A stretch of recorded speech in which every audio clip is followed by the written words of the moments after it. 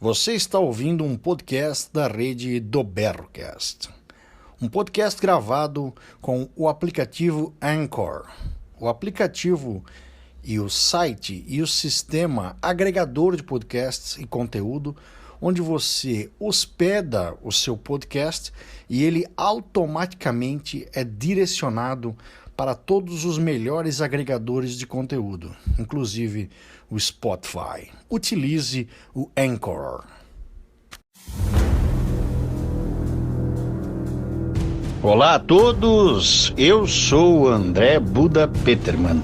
Este é o podcast 57 Minutos, onde eu realizo entrevistas com pessoas que acredito são relevantes no que tange a geopolítica internacional, aqui neste pálido ponto azul suspenso no cosmos.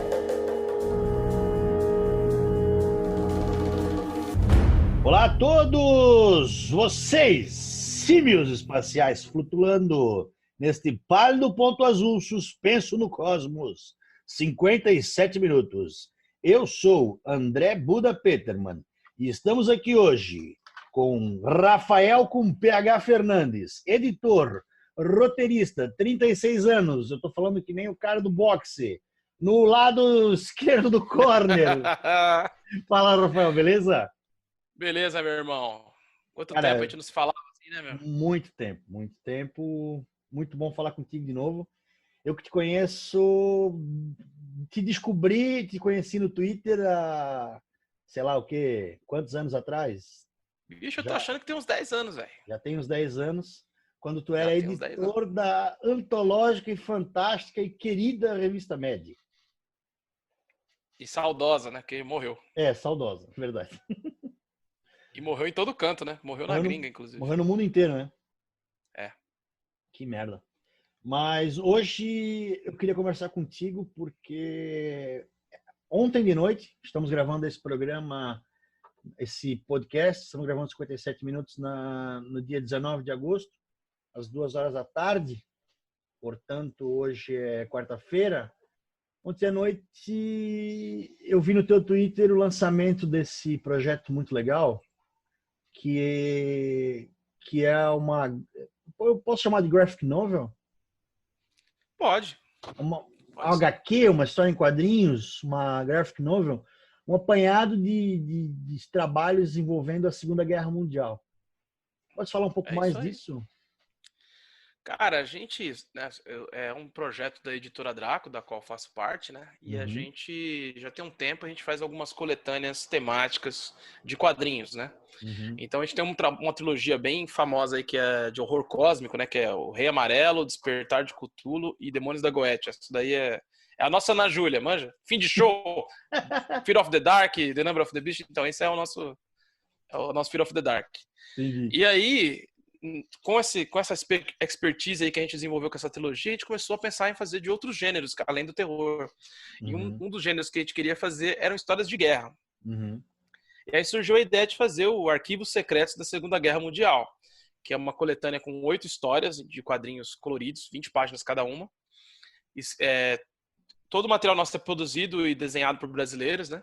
Legal. E a gente pegou e fez uma coisa meio maluca, que era ter histórias que fossem muito pé no chão, tem algumas até baseadas em fatos reais. Adoro essa expressão. A galera fala, mas tá errado, fatos são reais. Mas, cara, quando você tava na televisão ali assistindo, sexta-feira de noite, a Globão lá e falava baseado em fatos reais. Você tinha que assistir, não tinha? Tinha. Tinha, porque é tenso. É. E esse eu até tô usando essa expressão porque eu gosto dela. E misturado histórias baseadas em fatos reais ali sobre a FEB, sobre Uhum. uma série de outras coisas. A FEB é a Força Expedicionária Brasileira. Isso. E histórias fantásticas de terror, fantasia e ficção científica. Cara, que massa. Tem alguma coisa da... aqui no catarse.me/guerra, né? Esse é o É o link, endereço né? da campanha. O endereço da Isso aí. campanha. É importante falar que é uma campanha de, como é que se diz? Uma campanha de apoio, não? Como é que é? Financiamento coletivo. Isso, esqueci a palavra. Crowdfunding. É um crowdfunding, um financiamento coletivo. E a meta é juntar R$ 8.000, né? Exatamente. E Então, temos 50 dias para isso. Então, nessa meta de R$ 8.000, R$ 8.000, as pessoas que contribuírem vão estar recebendo aí, né, o quadrinho, vão estar recebendo todo esse material. Fala um pouco mais ali do que a galera vai estar recebendo, principalmente na primeira modalidade ali. Então, tem aí nos primeiros dias, não sei, que dia que vai sair isso? Vai sair segunda-feira do Então, dia... então já não são os primeiros dias. Então, É. agora, enquanto a gente está gravando, a campanha já está chegando perto dos 50% de arrecadação. Então, a campanha começou ontem à meia-noite, Uhum. né, da meia-noite de terça para quarta. Então, tá indo super bem. Certo. O kit básico ali, para quem quiser ter o quadrinho e tal, você vai receber inicialmente o quadrinho, um marcador de páginas feito com a ilustração da capa, um cartão postal e um cupom de desconto na loja da Editora Draco. Uhum. Só que como a gente está terminando ali já de chegar na meta inicial, provavelmente a gente vai desbloquear aí algumas metas extras. O que significa isso? São coisas que a gente vai acrescentar ao projeto de alguma maneira, caso as pessoas colaborem mais, para incentivar a galera a colaborar mais, convidar os amigos e tal. Então todo mundo passa a receber mais um marcador de página, entra uma história em quadrinhos extra, entra um texto de prefácio de alguém legal. Então a gente sempre prepara já essas coisas quando a campanha está indo super bem assim. Mas basicamente é isso, vai receber um quadrinho de 160 páginas, Uhum. a capa cartonada, tudo totalmente colorido, papel couché, aquele papelzinho lisinho, bacana para impressão colorida. Então é um acabamento bacana, acho que vai compensar aí quem colaborar com R$ 75. Cara, eu olhei, Já com frete incluso. já tá com frete incluso. Eu tô olhando aqui no Catarse, né, no crowdfunding, no site do crowdfunding aqui do projeto, e realmente é muito bonito. Eu convido a todo mundo que estiver ouvindo o podcast a acessar. Tem várias histórias mesmo. Tu participou de quais delas? Diretamente ou Eu, indiretamente? eu Todas, né? Não, como editor, eu fui editor de tudo, né? Uhum. Mas como roteirista, eu fiz uma das histórias. Até para ter uma diversidade de autores, né, de pontos de vista, é legal ter uma variedade, não sair escrevendo tudo. Eu fiz uma história, como é que é o nome? É que é o nome em alemão, né? Unsere Reich, o nome Sim. da história. Ela é mais ou menos o que aconteceria se um médium brasileiro tivesse fazendo espionagem no mundo espiritual durante a Segunda Guerra Mundial. É Cara, eu isso. achei essa ideia fantástica. Eu O achei cara muito louco. vai para o plano ali dos mortos e começa a conversar com os. Porque existia, na Alemanha nazista, existiam pessoas que eram naturalizadas alemães. Então, inclusive, Sim. tinham brasileiros que foram nazistas, né? Tem até um livro do professor Denison que fala sobre isso. E Sim. aí, esse médium procura, né? Ele não fala alemão. Uhum. Ele procura os mortos brasileiros para pedir informações, entendeu? Cara, que loucura. É uma mistura de Chico Xavier com a queda, sei lá. É exatamente isso, cara. Você Cara, matou. que massa. Unser Reich, ou seja, o nosso reino, né? É isso Que aí. era como os alemães chamavam o grande país, né? A Alemanha, a nação alemã, né? O reino, o Reich. E A brincadeira é com o nosso lar mesmo. entendi. Entendi. Nosso lar e o nosso reino. Ficou muito bom, cara. Ficou muito A bom. brincadeira é com o nosso lar mesmo. E quem que foi responsável Pela arte, foi pela o arte? Flávio Maravilha, cara. É um desenhista sensacional. Uhum. Que, se eu não me engano, ele também é do sul do país. Agora eu não lembro o estado. Mas eu acho que é Paraná. Mas Não tenho aqui certeza. tu citou brasileiros que foram lutar na Alemanha. Cara, aqui no sul tiveram vários dos dois lados, né? Eu Sim. eu sei que alguns foram lutar lá pelo exército nazista, né? E nós tivemos brasileiros aqui, principalmente aqui de Brusque, nós tivemos uma força expedicionária aqui da cidade de Brusque, onde eu moro, onde eu nasci. E eles lutaram pelo lado, né, brasileiro, alguns filhos de italianos, alguns filhos de alemães, e eles eram usados para, como tu falou ali, né, para tradução do idioma alemão, como espiões alguns eram usados.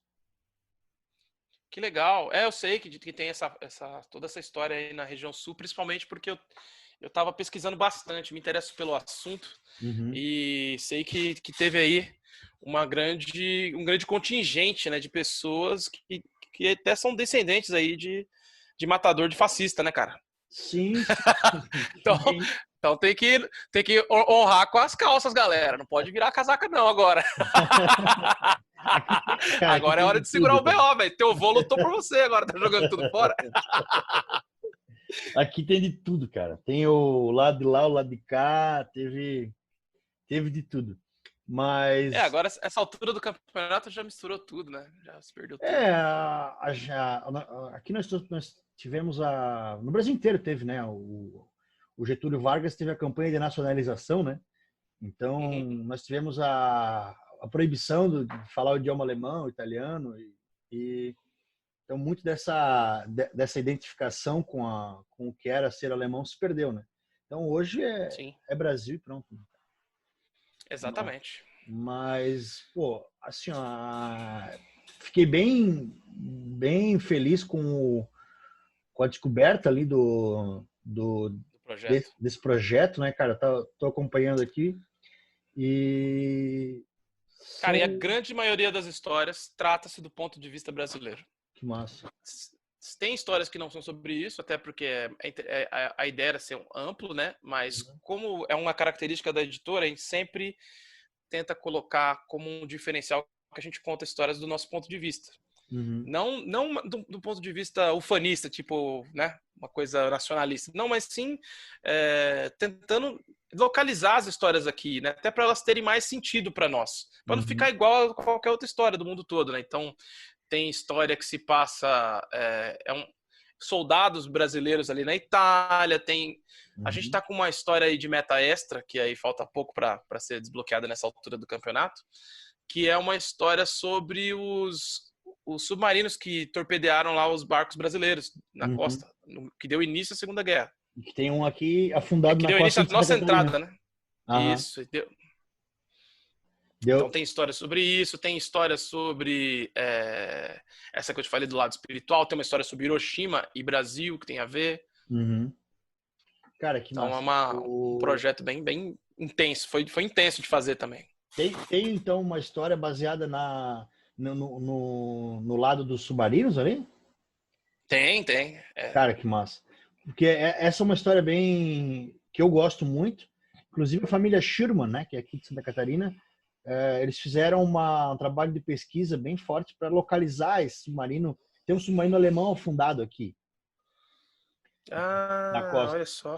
E eles fizeram um trabalho de pesquisa bem forte, a família toda, e eles encontraram esse submarino. Mas eles estão há uns 10 anos para lançar o documentário desse submarino e nunca sai. Eu tô puto já. É complicado, né? Sei lá. Vai saber qual que é. Pois é, mas assim, há quanto tempo gera de trabalho para estar produzindo esse conteúdo? Cara, vou ser bem preciso aqui e procurar quando a gente começou a pesquisar para encontrar pessoas, né? Eu acredito que tenha sido uns 2 anos, cara. 2 anos de pesquisa e trabalho. De desenho, né? O que mais demora é o desenho, né, cara? E aí a gente acaba fazendo os roteiros e tal. Eu acho que tem uns 2, quase 3 anos, porque a gente queria pegar as datas comemorativas, ou melhor dizendo, pode chamar de datas comemorativas. Comemorativa, claro. Dia da Vitória. Teve o dia do fim da guerra agora, que é agora em setembro. Teve a queda da bomba de Hiroshima semana retrasada, passada. Ano passado fez 80 anos do início da Segunda Guerra Mundial. Sim. Então a gente queria aproveitar esse ciclo de fechamento aí, né? Cara, daqui a pouco faz 100 anos, né? E a gente ainda é muito influenciado por esse conflito.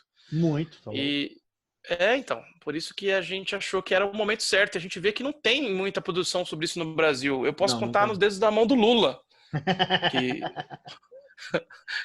Quantas foram, sabe? Aliás, tudo, tá? Assim, ó, a nossa criação de mitos, vamos falar mito de história, cara, né? A nossa percepção cultural mesmo, acho que é fraca. Infelizmente. É fraca fraca no sentido, talvez, até das pessoas darem uma chance. Mas... muitas vezes tem coisas legais que eu vejo que ninguém conhece. Por exemplo, você já ouviu falar de Jambox? Não. Tinha- os aviões pô, tá da saindo um Santa quadrinho, Pua. já são 3 volumes sobre a Uhum. Santa Pua, arte animal, e que um dos autores está na nossa coletânea. Sim. Que Cara, é um projeto incrível e pouca gente conhece, cara. mas tu sabe que existiu, né, na época, um esforço para meio que apagar um pouco a memória do Pracinha, né? Teve Porque, duas situações. Uma era o medo do golpe, né? Que claro, quando essas porque pessoas voltassem para cá, tirassem o ditador daqui também, né? Que era o Vargas. era um fascista também. O cara Que era foi lá também. para lutar contra o fascista e volta aqui tem outro fascista, né? E aí já tinha treinamento, já tinha sangue nos olhos, então ele Uhum. ficou com medo. E tanto que eles fizeram uma contra-propaganda aqui, que saiu até um filme que quem gosta não cita nem fudendo o nome nem do autor nem do filme, que botava para baixo a galera que tinha ido pro conflito, cara.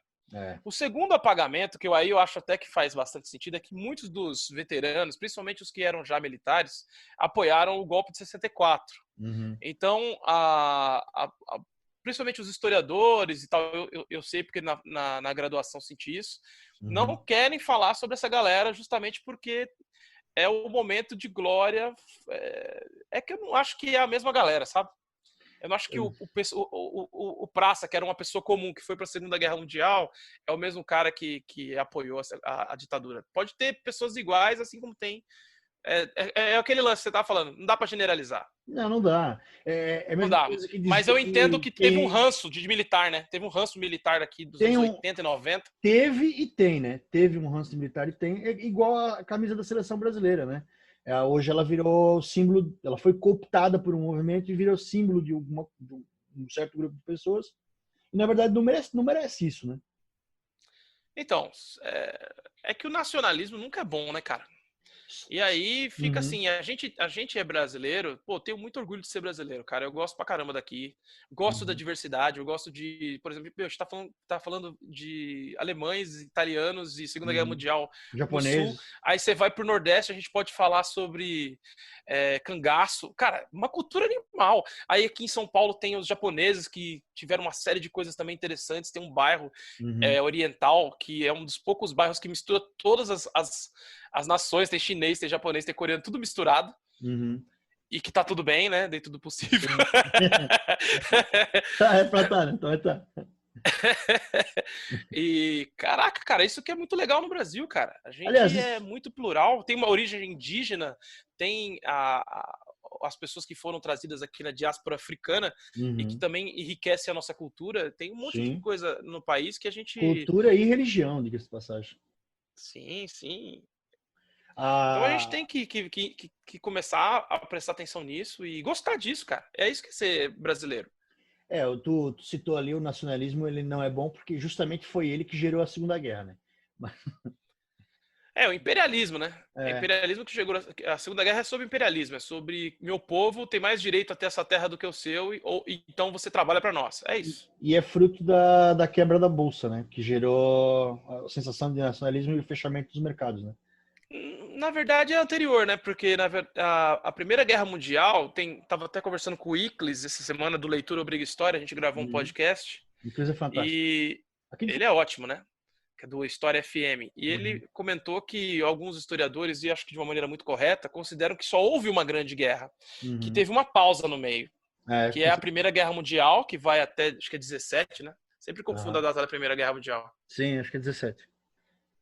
Até o Churchill, acho que foi ele que falou. Eu É, sou um péssimo historiador, porque eu nunca lembro as datas. Ó, é de 14 até 18, acho que 14 é e 18. isso. Aham.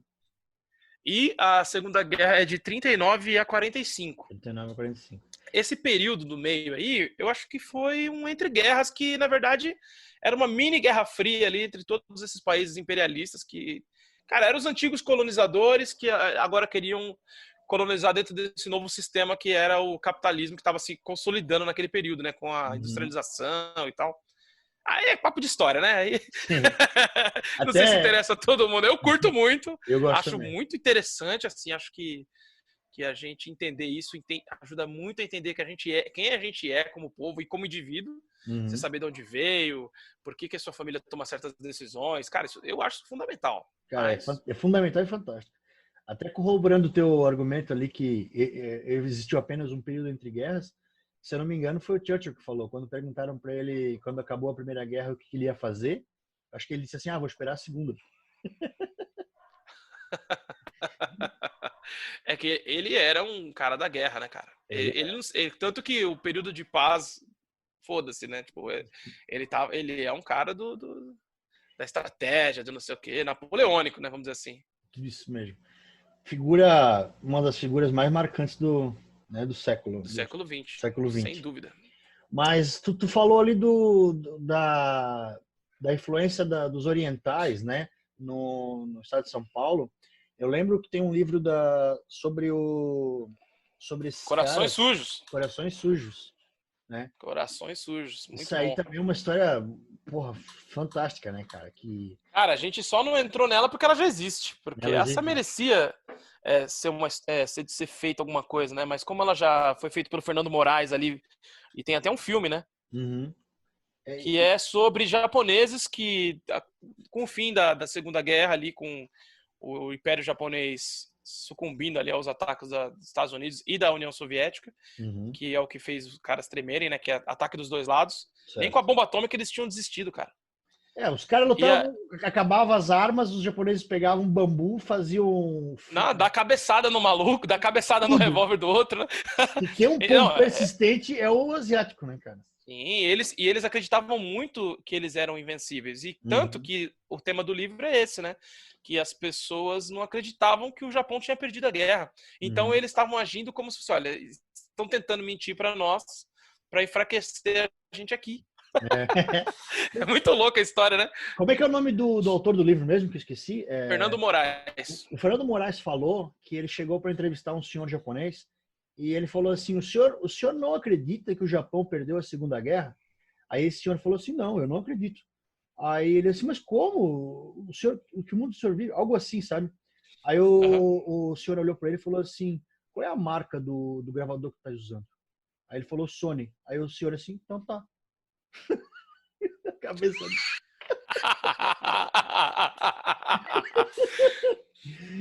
Cabeça do cara, eu pensei, meu que. Mas eles são assim, cara. Eles souberam se adaptar à cultura norte-americana e em poucos anos eles já estavam sendo considerados uma potência econômica, né? Uhum. É que agora eles perderam nem espaço o ali para a Coreia. Godzilla derruba eles, né, cara? Exatamente. O Godzilla é a representação fictícia da bomba atômica, né? Que foda, né, cara? Eu acho fantástico a cultura. Assim, é uma terapia, né? É uma terapia coletiva, terapia. né? O Godzilla. Se destruir, né? Alguém que vem e destrói, né? No caso, uma força e sobrenatural. atômico, e é uma força fora de controle, exige que eles se unam. Cara, eu acho a cultura deles muito rica e demorei para entender um pouco, assim, curtia algumas coisas quando era moleque, mas não via como um todo. E hoje eu acho que toda cultura é muito legal, né, cara? Todos os povos e lugares são muito... Se você tá aberto a descobrir, você sempre vai se encantar com a capacidade do ser humano de ser único. E por isso que é legal estudar a história do Brasil. Tu estava falando ali, tu falaste dos alemães, dos italianos, japoneses, e a gente esqueceu do povo polonês, que é o povo que meio que colonizou o Paraná, e é por isso que aquela porra é a Rússia brasileira, tá ligado? É verdade. Teve até aquele povo que não tem mais o país lá, o Pomerânia lá, que também tem aí, não tem uma na região que você mora? Aqui em Guabiruba, que é o município vizinho, tem o bairro da Pomerânia. E tem a cidade de Pomerode, né? Isso, que tem umas histórias meio tensas que eu já ouvi falar. Tem. Isso, porque, né? Aí é outra conversa, exige um contexto, não dá pra gente jogar aqui de qualquer jeito.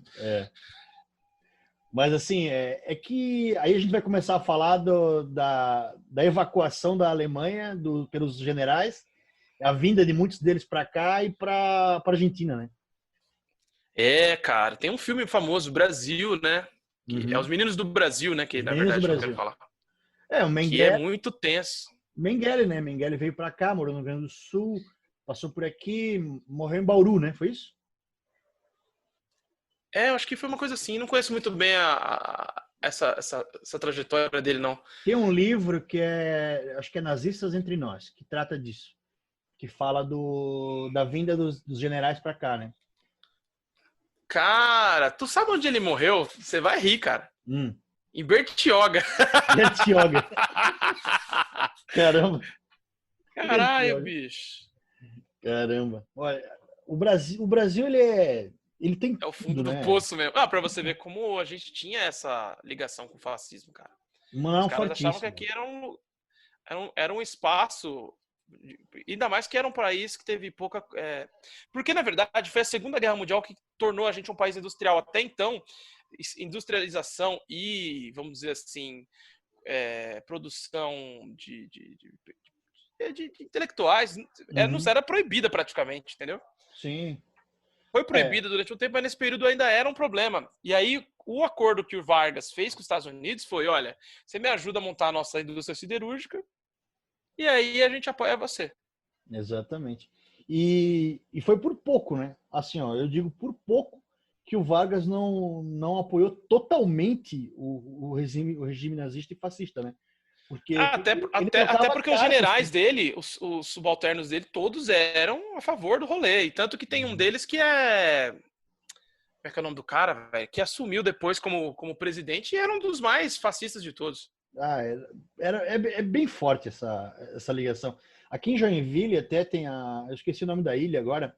Tinha uma ilha que eles queriam fazer um posto de abastecimento dos submarinos e tem construções lá, pedra, tijolo, cano de ferro, que foi trazido da Alemanha e colocado ali pelo governo nazista. Na inauguração estava o Getúlio Vargas e ele trocava carta com Hitler, ele chamava ele de meu fiel amigo. É, A gente, por pouco, a gente não apoiou o lado derrotado, cara. Por pouco a gente não apoiou o genocídio.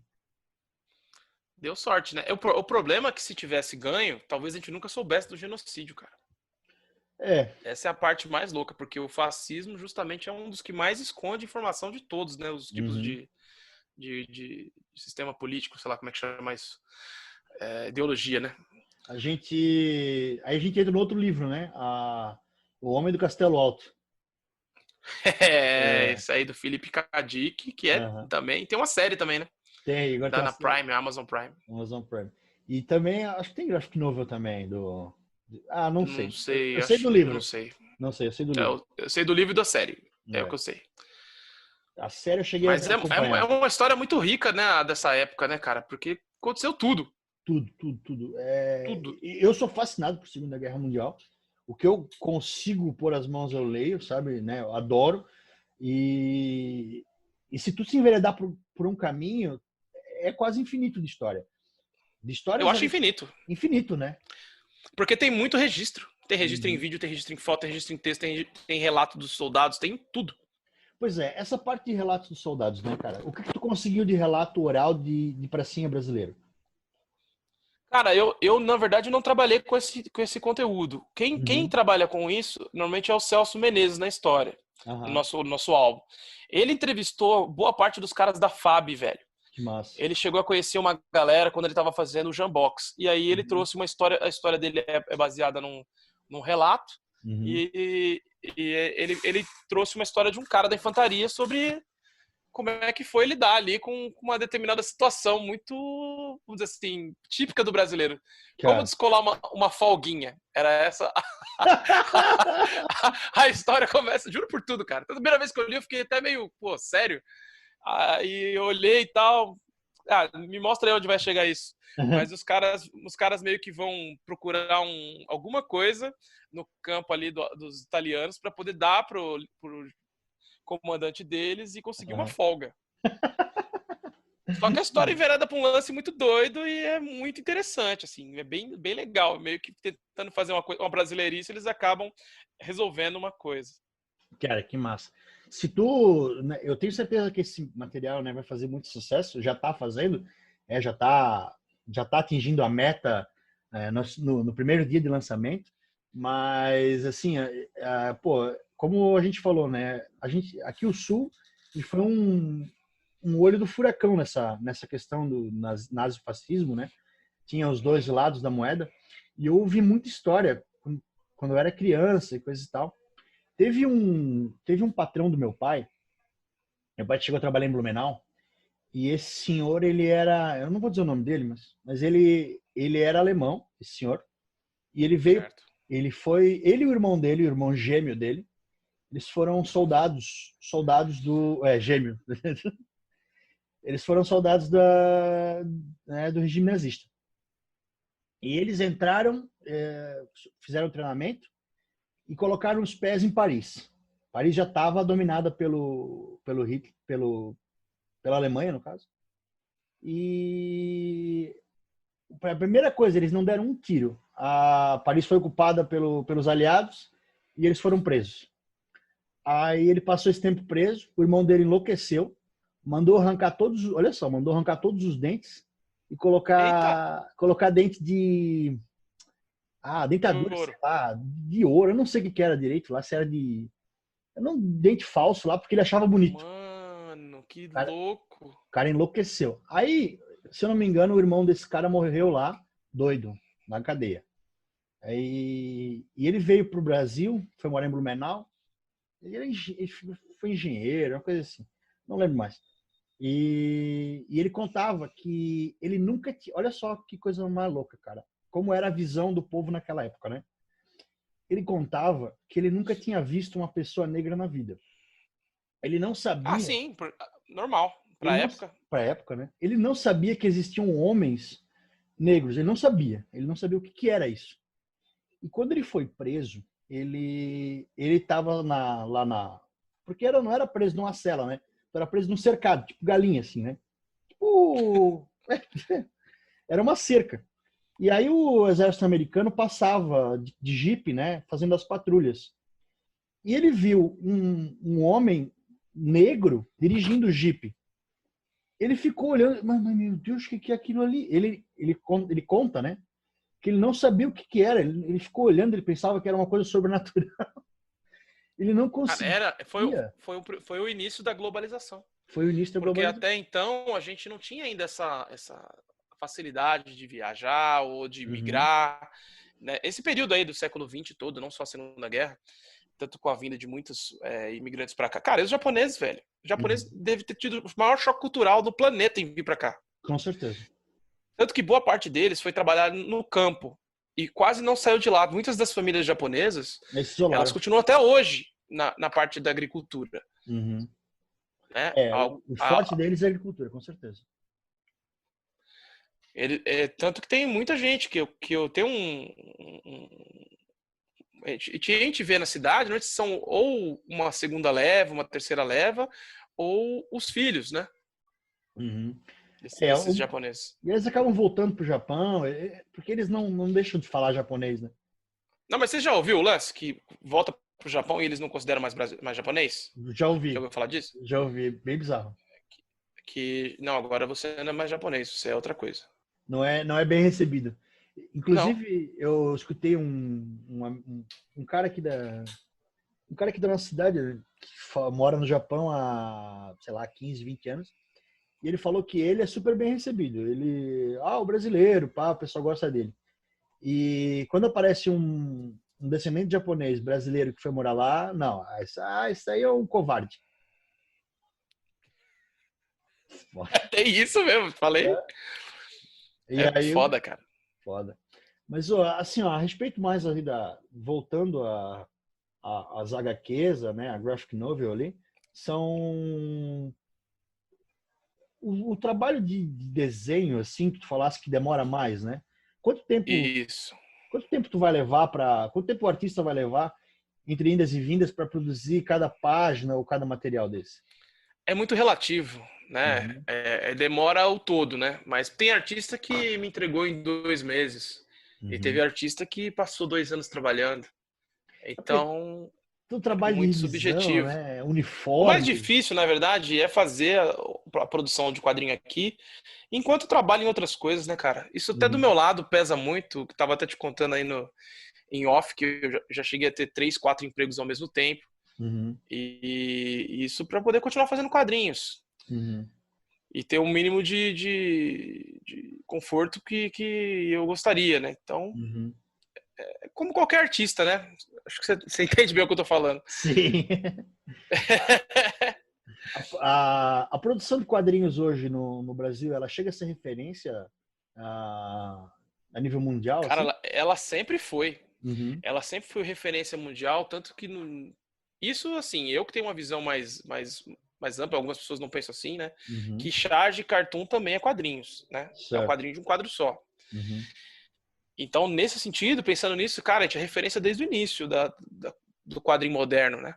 uhum, A gente tem o Angelo Agostini, a gente tem uma série de figuras importantes, a gente tem o próprio Maurício de Souza, que é o cara que fez a indústria de quadrinho aqui no Brasil funcionar de alguma maneira. uhum. E você tem a mão de obra brasileira dominando o mercado norte-americano. Se você olhar hoje as 20 revistas mais vendidas de super-heróis, certamente uma boa parte delas é de brasileiro. Pois é, Desenhando, né? isso é um ponto legal para a gente falar, que eu acredito que o grande público, né, o mainstream, consome muito filme americano, né, muito filme de super-herói americano, obviamente, né? Você quer ver E, um exemplo muito louco? Você assistiu Atômica? a Lorde Atômica, vi? Com a Charlize Theron. Aquele filme é baseado num quadrinho desenhado pelo Sam Hart, que é um Ah, brasileiro. caramba. Ó. Aí eu te digo uma coisa, cara. Assim, ó, esse filme chegou aqui no Brasil.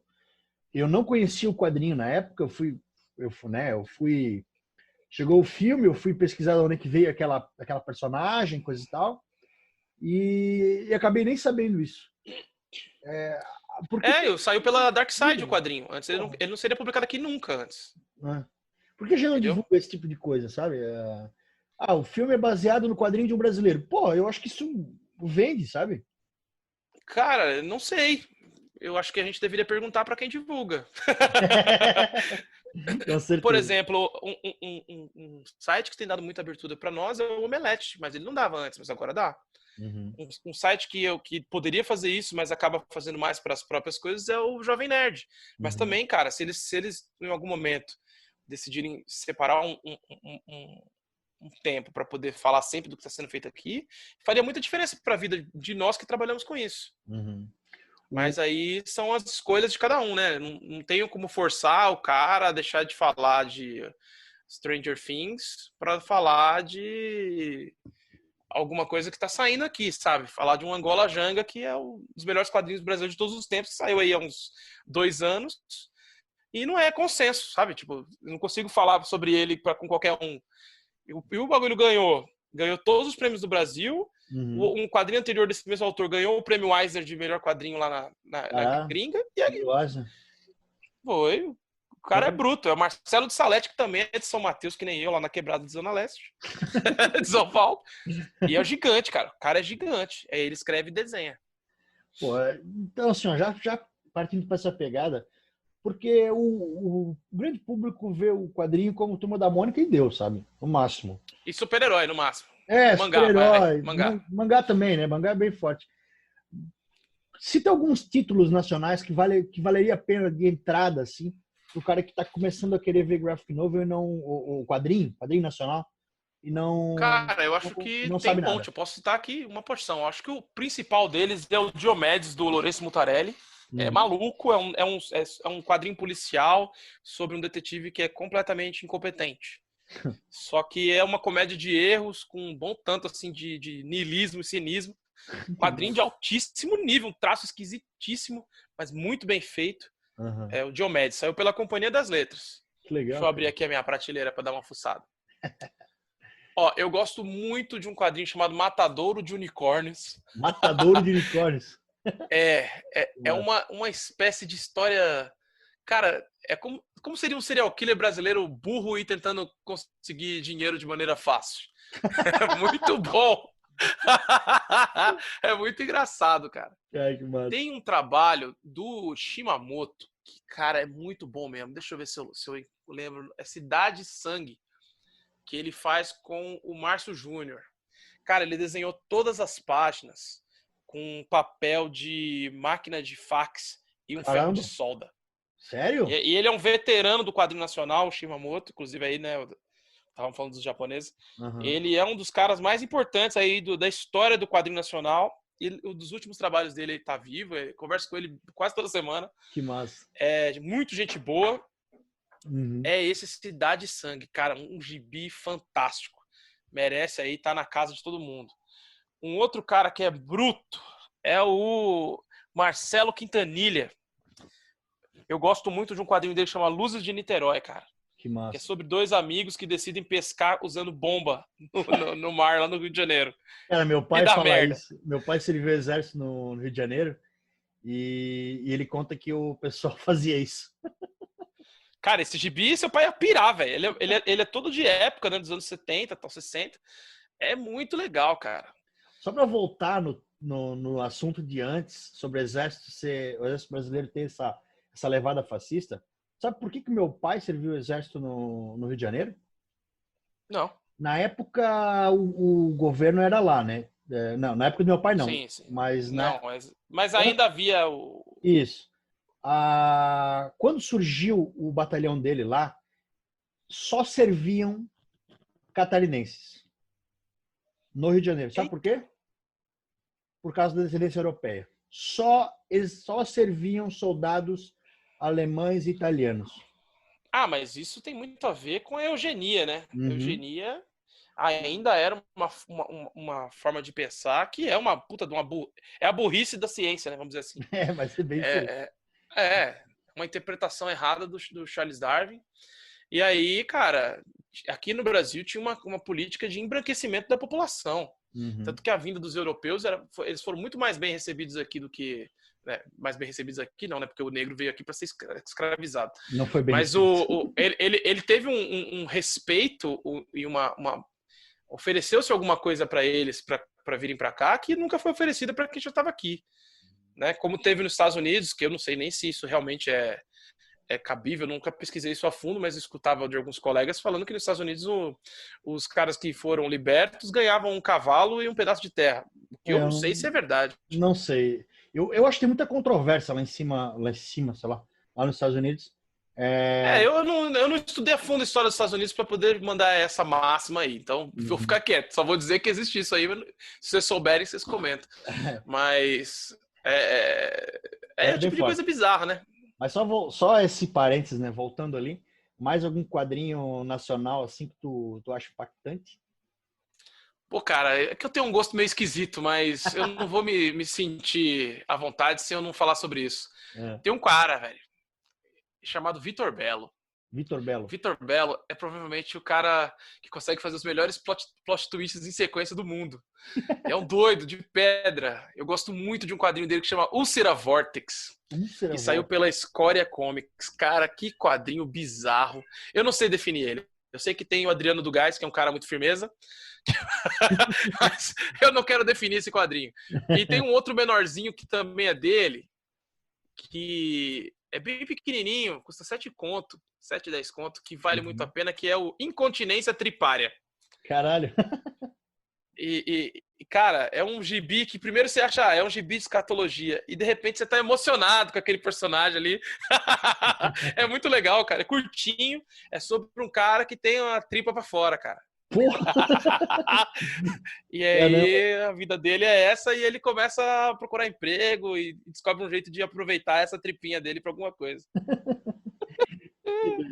A gente tá vivendo agora um momento bem forte dessa chegada dos streamings, né?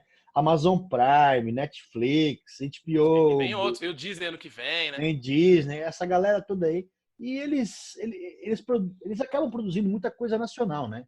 O Sim, claro. Netflix deu uma força aí, fez um programa de ciências com o Felipe Castanhari agora, né? Sim. E tá no ar e coisas e tal. Eu acho interessante eles gastarem um pouco de dinheiro aqui produzindo coisas nacionais. Tu acha que alguma coisa do quadrinho nacional, porque tá ali, né, cara? Tá o roteiro, tá o storyboard pronto para fazer uma história. Tu acha que pode ser usado? Cara, eu acho que tem grande chance, sim. E tem muita gente já atrás disso, né? Há muitos anos. Uhum. De certa forma, já tem uma coisa que pode ser considerada, que é o trabalho que não é só de brasileiro, né? Mas Uhum. que é o Umbrella Academy, que é Umbrella desenhado Academy. pelos Gêmeos. Ah, Né? verdade, Gêmeos. E isso abre portas para os Gêmeos oferecerem os projetos deles para outras produtoras. Uhum.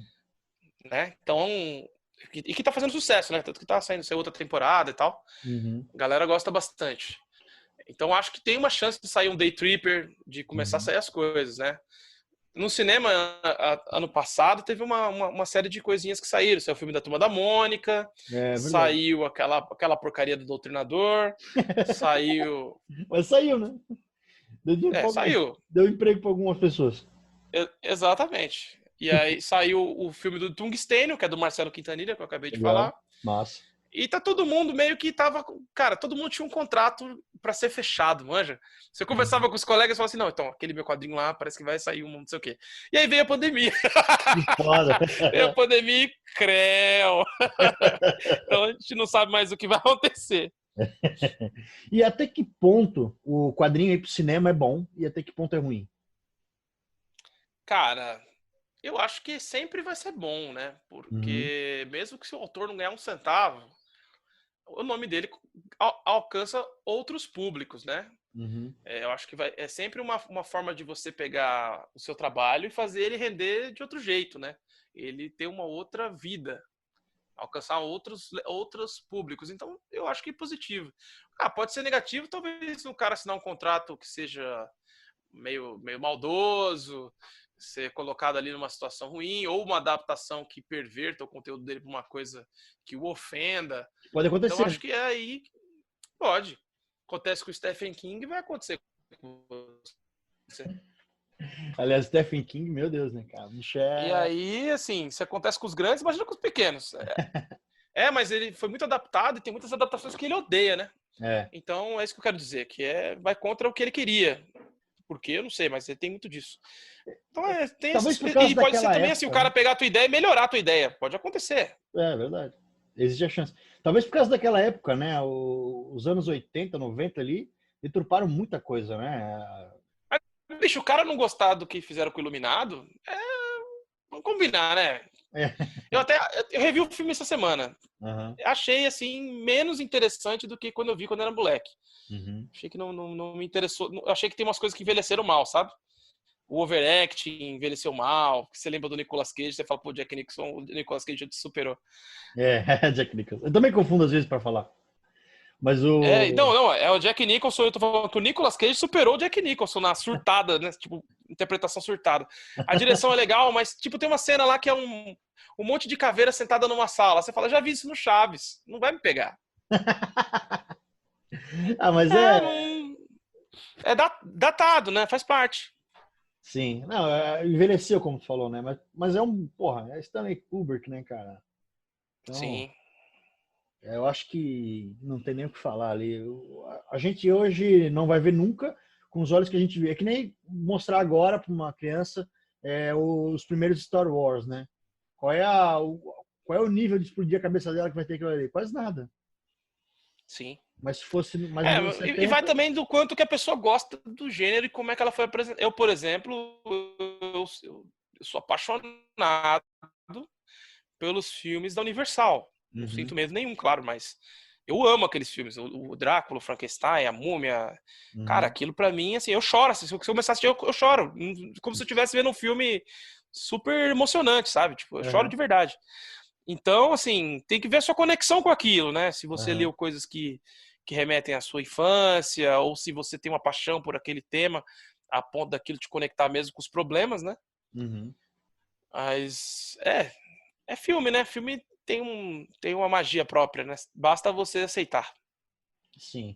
Falando de arte nacional, faz alguns podcasts eu conversei com o Caio Salles, ele que é de Bragança Paulista, e ele é ilustrador, ele tem uma coluna lá no jornal a Gazeta Bragantina, e ele publicou lá uma história sobre o dragão da Guabiruba, que é uma lenda do folclore aqui da cidade vizinha aqui de Guabiruba, e a gente conversou sobre folclore e coisa nacional. E a gente chegou na questão, né, que o folclore aqui, a mula sem cabeça, o boitatá, sei lá, o saci pererê, eles são levados muito para uma lenda infantilizada, né? Enquanto que eles têm um potencial imenso para terror, né? Isso Mas ao mesmo tempo, é aquela ideia brilhante que todo mundo já teve. Se você olhar o cenário de produção, você vai ver que já tem algumas pessoas que já trabalham bastante folclore. Uhum. E eu começo a achar que o grande lance nem é se está trabalhando com folclore ou não. O grande lance é essa história, ela alguém que é brasileiro consegue se identificar com ela. Mas na vibe da história, a ponto de. Né? Eu sou editor, então o meu trabalho é ser chato. Eu acho que isso tem muito mais valor, sendo de folclore ou não, do que trabalhar necessariamente os nossos mitos. Até porque alguns deles são parte da religião afro e indígena. Misturados, é. Então, tem que tomar cuidado também. Eu acho que para poder. A gente já está numa fase que a gente já está começando a perceber que o mundo é complexo. Eu não acho que o mundo está chato por isso. Eu acho que a gente está começando a entender que o mundo é complexo. Sim. Que você tem aí pessoas que têm vivências e sensibilidades diferentes da sua. Eu acho que tem exageros, mas eu acho que tem coisas boas. Né? Eu sou um moderado nesse sentido, mas eu não sou a favor de sair cancelando todo mundo, mas eu sou a favor da gente. Por que você está contando essa história? Por que você está colocando isso aqui na sua história? Você tem que saber me dizer. Se é só porque é divertido. Então, campeão, não me convence. Então, eu acho que é legal de trabalhar, principalmente você partindo aí de pesquisas. Tem uma galera, tipo o Andreoli, que pesquisa pra caramba, Felipe Castilho, que tem um trabalho sólido nisso. Então, você vai ver uma galera que trabalha com ficção e podcast e tudo mais, que lida com folclore, que tem muito conteúdo e tem muita informação legal que dá pra gente fazer. Eu gosto muito de algumas histórias, por exemplo, do Recife Velho. E que a galera que mora lá começou a produzir suas próprias histórias e estão com um material muito legal. Tem um que chama... Como é que é o nome? Cara, é sobre aquela brincadeira do copo. Ah, pô, que louco, cara. Uma história de terror legal pra caramba, velho. Da galera do Recife Velho. Eles têm uma lenda que é minha favorita de lá. E claro que é galhofa, né? Que é a perna cabeluda. Tu já ouviu falar disso? Não vi. É uma perna fantasma, sem corpo, que sai voando e andando e chutando a bunda das pessoas. Acho que eu já vi. Fantasma que chuta bundas. Perna. Cara, que conceito maravilhoso. Aí esses dias um cara falou assim, por que a gente não faz um cross entre perna cabeluda e saci? E aí eles se juntam e formam um. Falei, caralho. O cross. É o Megazord, né? Não, porque tem a perna Falta cabeça. só a cabeça voadora pra mula. Mas tem várias dessas. Tem a mão fina, tem uma história que é só uma mão. Uma mão fina que vem e esgana, sei lá. É muito louco isso aí, cara. É da família Adas, né? Deve ser, né? Mas a mão voa.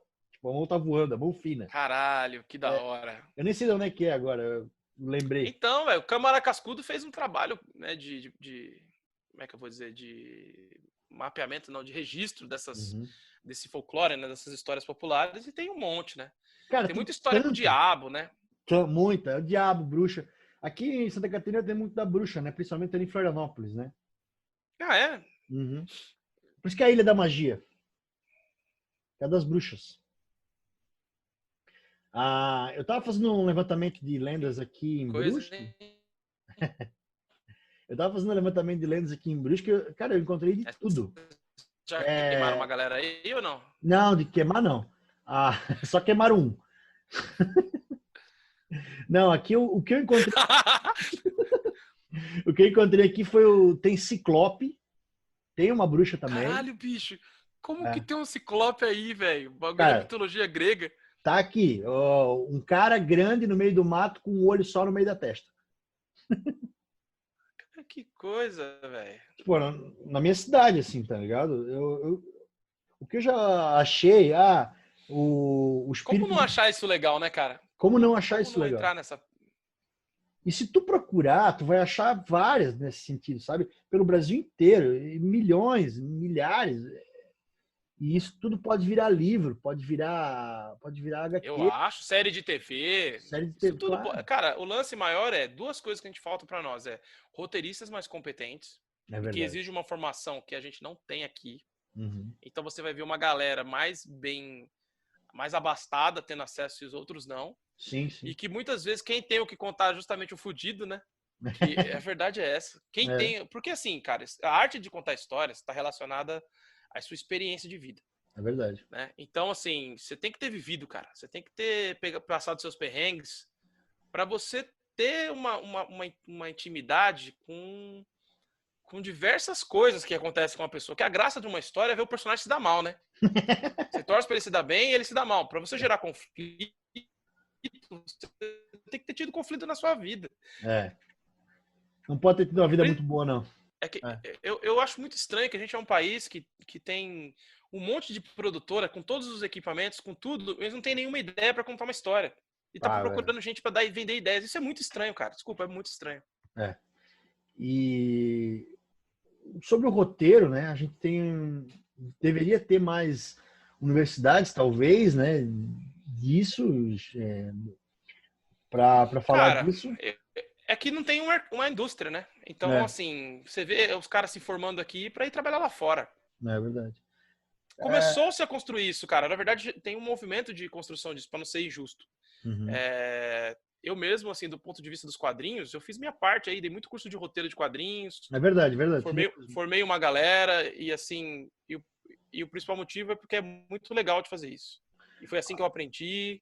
Eu tive professores de roteiro. Falando em curso de roteiro e professor de roteiro, nessa época de pandemia, tá rolando curso de roteiro aí online?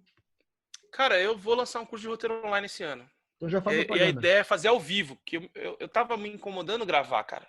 Uhum. Eu gosto de fazer ao vivo. Eu vou gravar os ao vivo e depois eu deixo disponível vendendo ao vivo.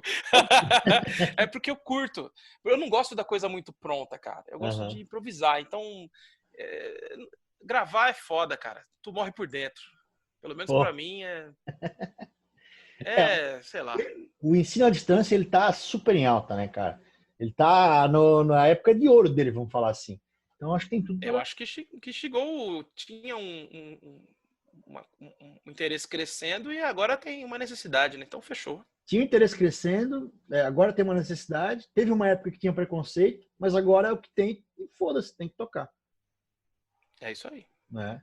Mas, ô, Rafael, cara, a gente tá chegando aí nos finalmente, né? Que dó. Passou rapidinho, né? Passou, velho.